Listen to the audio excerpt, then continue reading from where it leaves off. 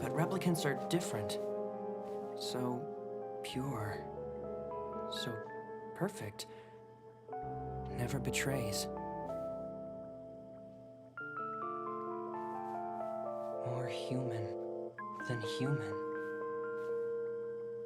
They're not human! Damn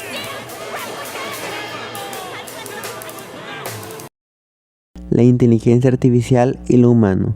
Bienvenidos a un nuevo video de El Camino de la Filosofía. La inteligencia artificial está dando tanto de qué hablar, no solamente dentro del ámbito tecnocientífico, también en la sociedad en general. Hay diversas cuestiones, dudas y problemáticas que se han generado a partir de esta problemática. Y es evidente que la filosofía no iba a ser indiferente en cuanto a esto. Y hoy abordaremos las diversas cuestiones y preocupaciones que se han generado a partir del uso de la inteligencia artificial en el siglo XXI. Pero para hablar de ella, primero tenemos que definir qué es. El Cambridge Handbook of Artificial Intelligence la define bajo el marco de una disciplina transversal que la inteligencia artificial busca entender, modelar y replicar inteligencia y procesos cognitivos involucrando variables matemáticas, lógicas, mecánicas y principios y desarrollos biológicos. Esto se logra a partir del procesamiento de datos que va recopilando y analizando. No es coincidencia que las empresas más importantes del mundo como Google, Amazon, Apple, Samsung estén trabajando en la implementación y desarrollo de inteligencia artificial a través de lo que uno busca, compra, ve y da like en internet. Ahora hablaremos del presente de la inteligencia artificial y de lo que podría ser en un futuro, a lo que podría llegar a convertirse. Ya hablamos de Google, Amazon, Apple y Samsung. Es curioso que esas empresas justas tengan un asistente virtual. Unas empresas que se apoyan mucho en el servicio personalizado, donde se quiere que cada una de esas personas tenga una experiencia diferente, única. Quieren que se adapte cada vez más a nuestro estilo de vida, que forme parte de nuestro día a día. Y considerando aún más que la definimos como una disciplina que busca replicar la inteligencia y los procesos cognitivos de la mente humana. El mismo nombre, inteligencia artificial, que claramente es una contraposición a la inteligencia, diciéndolo así, natural. De la forma en cómo se habla y se escribe, anuncia un claro antagonismo con lo humano. Se ha hablado de la gran cantidad de empleos que han sustituido el factor humano en favor de sistemas con inteligencia artificial, de los que en un futuro igual podría sustituir. El hecho que digan que una inteligencia artificial pueda hacer una pintura, escribir un guión de cine, una novela. No hay que hablar de lo que se ha hecho popular en estos últimos meses, la llamada ChatGPT. En su, creo yo, página oficial dice: hemos entrenado un modelo llamado ChatGPT que interactúa de forma conversacional. Dice, el formato de diálogo hace posible que ChatGPT responda preguntas de seguimiento, admita sus errores y cuestione premisas incorrectas y rechace solicitudes inapropiadas. Solamente te lo imagines, ya que es sorprendente en un chat, ahora también en la robótica, en la implementación de productos de servicio. Asistente virtual que está, digamos, en tu bocina inteligente o en tu celular, ahora imagínatelo junto a ti como un robot. Esto podrá considerarse una problemática a largo tiempo, ya que cada vez más está siendo estrecha la distinción entre la inteligencia artificial y la inteligencia humana. Antes podríamos decir que le faltaba el factor humano a la inteligencia artificial, ya que solamente funcionaba en base a un procesamiento y análisis de datos bajo un código cerrado. Pero la problemática es que ahora podemos decir, o sea, ¿cuál es el factor humano que falta? No, es que un humano pues se equivoca y aprende a través de la interacción con un humano. Y pues eso es lo que hace una inteligencia artificial actualmente. Se equivoca, aprende y avanza. Igual parte de la crítica también podría decirse que el factor humano no es solamente eso, sino es la subjetividad, la emoción. Por lo cual también diríamos la inteligencia artificial o los sistemas no tienen un alma. Los robots no tienen un alma, algo que podamos decir es un ser humano. Porque sí, para hacer la contabilidad hay un proceso lógico, hay un proceso de base para escribir puede escribir una novela, puede escribir un guión de cine, porque hay gran cantidad de libros que te enseñan a cómo hacer una película, a cómo hacer una novela. Incluso en la medicina, cada operación tiene su proceso base. Incluso si hay una complicación, si hay algo que sale mal, ya lo tiene contemplado igual la medicina. Incluso hay una forma de escribir filosofía. Una inteligencia artificial puede aprender, puede leer una gran cantidad de archivos filosóficos, de libros filosóficos, de diversos manuales, de cómo hacer una investigación filosófica para poder, digamos, escribir un libro de filosofía, que es algo que consideramos muy humano, muy del ser humano. Pero aún así, digamos, a la inteligencia artificial le falta la subjetividad, lo emocional, que las formas de pensamiento de una persona influyen mucho en su hacer. La forma en cómo piensa, la forma en cómo se relaciona con el mundo, la forma en cómo construye el mundo. Y podríamos decir que así, una inteligencia artificial puede escribir un guión de película y puede hacerse esa película. Pero al final de cuentas, digamos, ¿qué sería? Muy hermético, muy cerrado, una película muy neutra, muy seca, digamos, una película que no tiene alma, no tiene esencia, no tiene algo, no tiene ese algo que a una película lo hace ser película, digamos así.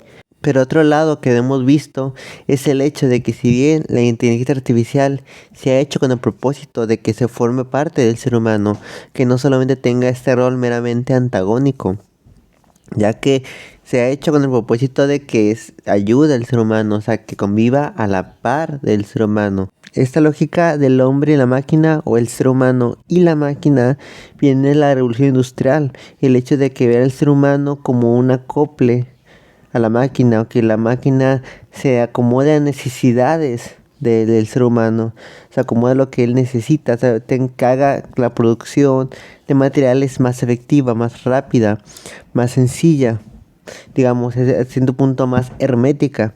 Ya no pensamos al ser humano como un ser a la naturaleza, sino como un ser a la máquina. Considerando el hecho de las filosofías como la metría del hombre-máquina, ya se ha pensado eso.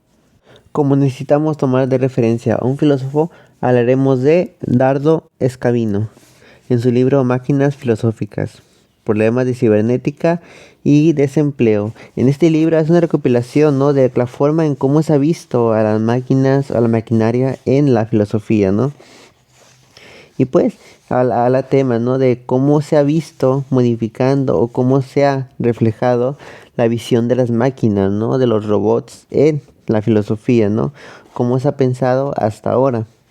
Hablando de Aristóteles, Descartes, en Marx, con la revolución industrial. También hablando de la revolución de los soviéticos y su visión también de la maquinaria, el hombre máquina de la metría. Y también las herramientas mecánicas de Kant. Y un tema que también me interesó, los cyborgs en Martin Heidegger, la manera en que el Dasein puede verse como un cyborg, o como se dice aquí el filósofo, de cómo se ha visto como ha visto Martin Heidegger al Dasein, como un cyborg, que así también se puede tomar. Y la divinidad mecánica de Thomas Hobbes, que sí, parte de su política está influenciada mucho en una visión mecánica.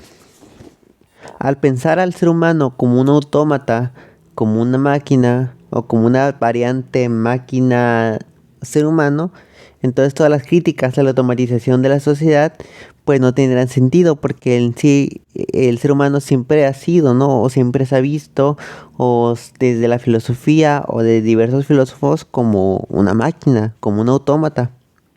Por lo cual esta lógica del ser humano y la máquina, del ser humano que se involucra cada vez más con la máquina, podríamos dar como resultado el hecho de que cada vez más estamos involucrados con aparatos inteligentes, inmersos en este mundo virtual, al punto de que nuestros aparatos parecen más una extensión de nuestro cuerpo, como algo ajeno. El fundamento de la crítica contra la inteligencia artificial y las máquinas se da en esta distinción entre lo natural y lo artificial, lo natural que le es antagónico a lo artificial. Lo natural no puede convivir, relacionarse con lo artificial, no puede ser dirigido por lo que no es natural, no puede ser enseñado por aquello que no viene de la naturaleza.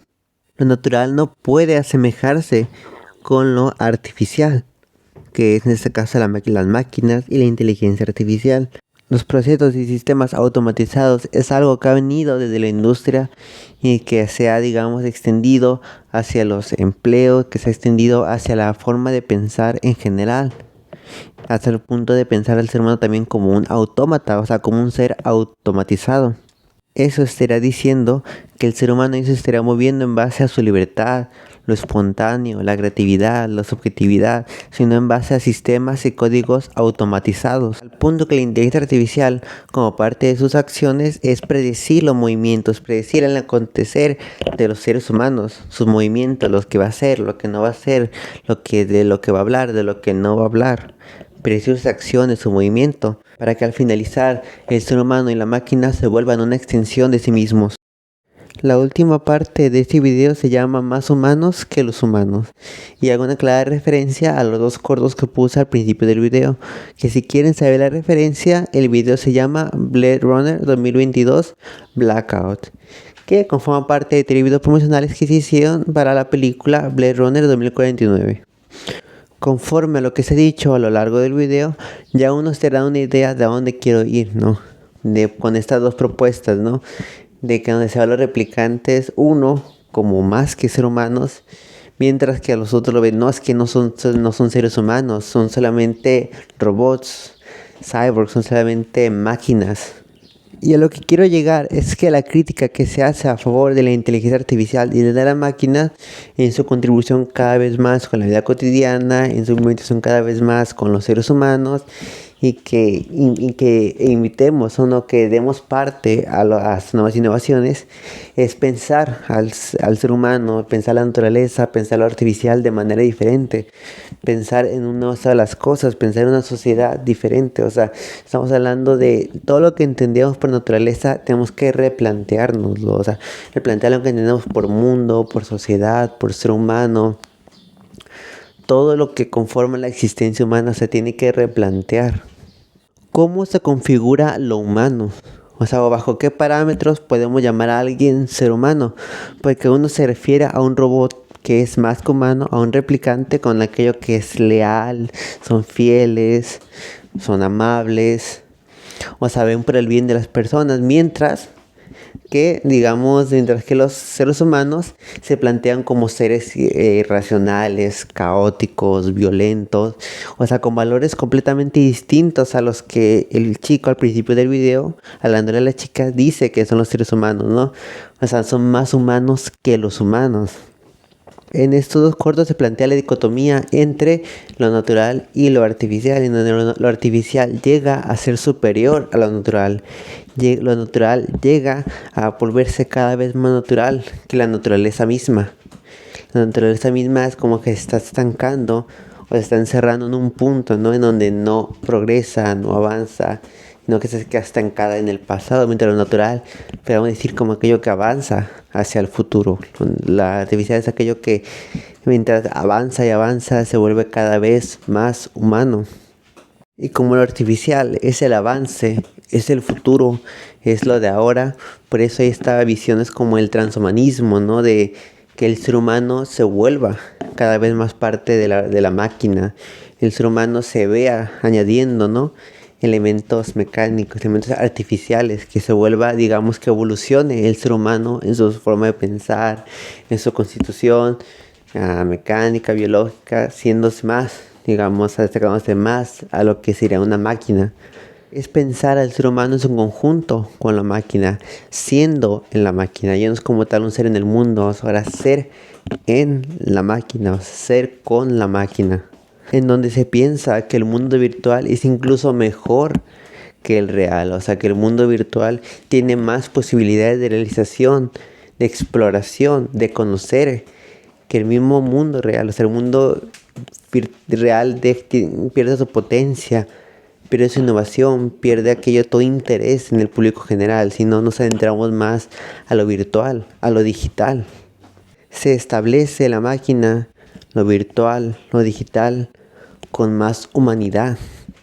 La tecnología nos invita cada vez más a pensar en un nuevo mundo, en una nueva realidad, a pensar en un nuevo estado de las cosas. Es interesante, ¿no crees?